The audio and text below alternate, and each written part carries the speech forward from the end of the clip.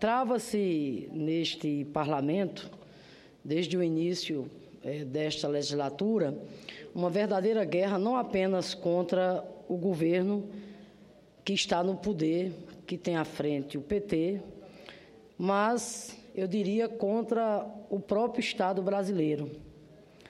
O comportamento de alguns setores políticos de incentivar o ódio ao PT tem levado a agressões gratuitas que se tornaram rotineiras a vários de nossos integrantes, inclusive ataques a alguns diretórios do nosso partido, o que culminou, inclusive, recentemente, no atentado ao Instituto Lula, em São Paulo, atentado esse agora na última semana.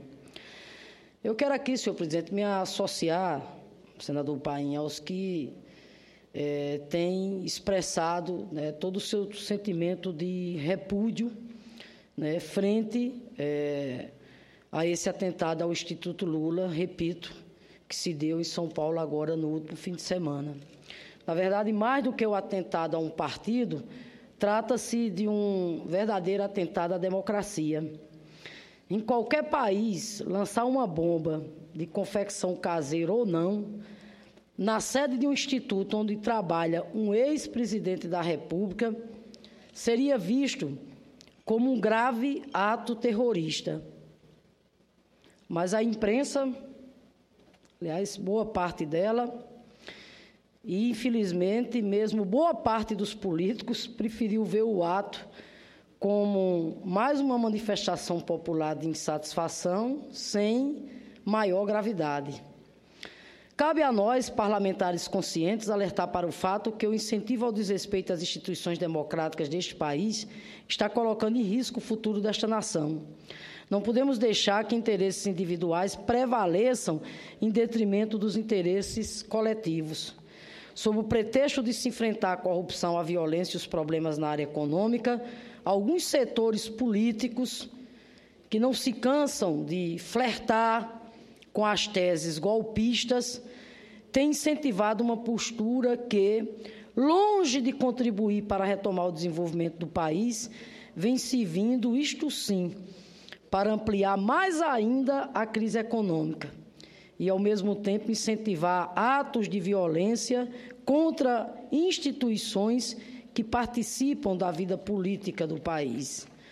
Manifestar-se contra o governo que está no poder é legítimo, é natural, é próprio da democracia. Contanto, claro, que se preserve o patrimônio público, particular, e a integridade física e a dignidade das pessoas.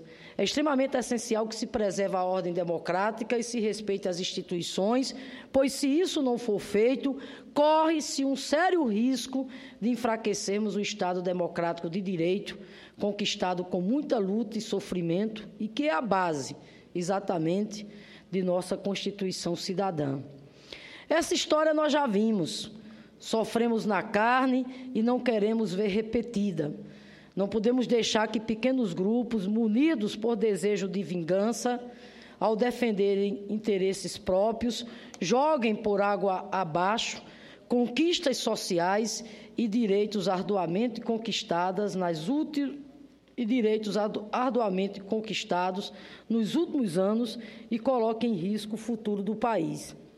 Ninguém está aqui negando, claro, a situação que vive o país, em função de toda a crise mundial que atingiu vários países a partir de 2008, que finalmente chegou ao país. Mas a experiência também desses outros países nos indica, senhor presidente, que com a colaboração de outros setores é possível sim enfrentar a crise e sair dela no menor tempo possível. No entanto, pregando ódio a governos e a partidos, não chegaremos a lugar nenhum. O tempo de duração dessa crise e as proporções que ela vai tomar dependem não só do governo, mas depende da responsabilidade deste parlamento, dos trabalhadores, dos empresários, da sociedade civil como um todo, no sentido de ter, claro, o compromisso nosso com a defesa do Estado brasileiro, com a defesa dos interesses do povo brasileiro. Quero ainda acrescentar, senhor presidente, que diante dessas dificuldades pelas quais o país passa, né, dificuldades que estão muito longe, né, do grau de alarmismo, né, de catastrofismo com que setores da imprensa, inclusive, têm pregado de manhã, de tarde e de noite, né? Quero dizer, portanto, que longe, né, desse caos, como tentam, né, promover de manhã, de tarde e de noite, quero dizer que, diante das dificuldades, o governo não está paralisado de maneira nenhuma, muito pelo contrário. A presidenta Dilma tem tomado uma série de iniciativas, constante diálogo com o Congresso, em busca de soluções para passarmos por esse momento difícil, sem perdermos as conquistas sociais que demoramos tanto tempo para alcançar.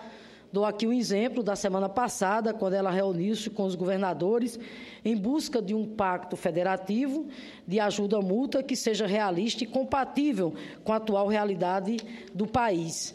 Quero ainda aqui dizer, né, que as iniciativas que o governo tem tomado, portanto, repito, o governo não está paralisado, o Plano Safra, o plano do fortalecimento da agricultura familiar, o plano de concessões, o programa de proteção ao emprego. Ainda ontem, senador Paim, estivemos lá no Palácio, quando da solenidade que celebrou 2 anos do programa Mais Médicos, programa esse exitoso, vitorioso, que já está mostrando resultados e está entrando agora em uma nova fase. Programa que, apesar das críticas que sofreu quando foi implantado, hoje há mais de 18 mil profissionais inscritos no programa, trabalhando em mais de 4 mil cidades e 34 distritos indígenas. E o mais importante, né, que hoje não há uma só cidade no país sem ao menos um médico. Há 2 anos havia 700 cidades. Quero ainda aqui também, senhor presidente, aqui destacar, por exemplo, a questão das novas regras do FIES, que foi, inclusive, hoje objeto de uma audiência pública solicitada por Vossa Excelência na Comissão de Educação, audiência pública lá que presidi junto com o senhor. Pois bem, as novas regras do FIES contribuem, né, já que a partir deste semestre terão prioridade de atendimento os pedidos para cursos na área de saúde, além de engenharia e magistério, área que o país está carente de profissionais. Dizem que o programa foi reduzido. Na verdade, e hoje isso foi objeto de debate lá na audiência nossa, o programa passou por uma adequação de forma a permitir que os que realmente precisam do financiamento tenham acesso facilitado e paguem menos por isso, e que o ensino oferecido seja de qualidade reconhecida e que as reais necessidades do país sejam exatamente o quê? Atendidas.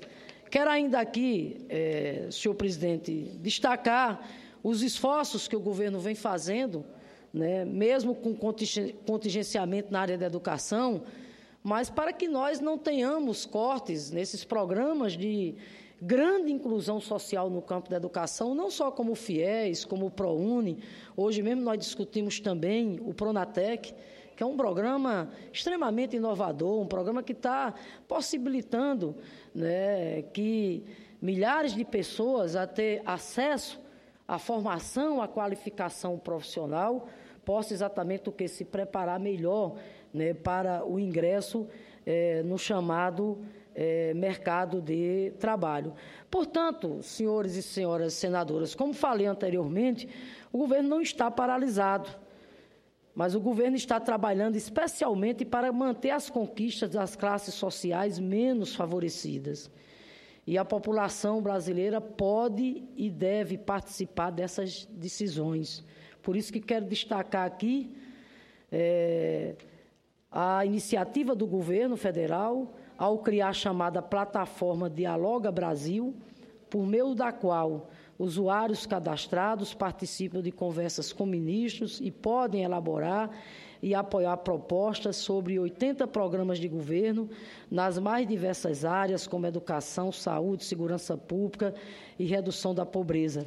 As ideias mais apoiadas poderão ser transformadas em novas políticas públicas. Quero aqui também destacar que a presidenta já anunciou a convocação, senador Paim, de mais uma rodada de conferências nacionais nas mais diferentes áreas da saúde, a educação, a segurança, a cultura e etc., exatamente como uma forma de estreitar cada vez mais os laços com a sociedade, do ponto de vista de fazer o bom debate, de fazer a boa discussão programática, exatamente, né, pensando, né, em a gente avançar cada vez mais naquilo que é o nosso projeto, que é o nosso sonho, do qual nós não abriremos mão de maneira nenhuma, que é lutar por um Brasil inclusivo, um Brasil generoso, com geração de emprego, com distribuição de renda e com educação de qualidade. Portanto, senhor presidente, quero dizer que é assim que se age na democracia, procurando os canais legítimos para criticar, apoiar ações e apresentar sugestões. O diálogo é o caminho mais saudável para o entendimento. É assim que as democracias se consolidam e não alimentando a intolerância e o ódio. Era o que eu tinha a dizer. Muito obrigada. E agradecer ao senador Fernando Collor por ter permitido aqui que nós fizéssemos esse registro agora, já que temos várias outras atribuições agora. Obrigada.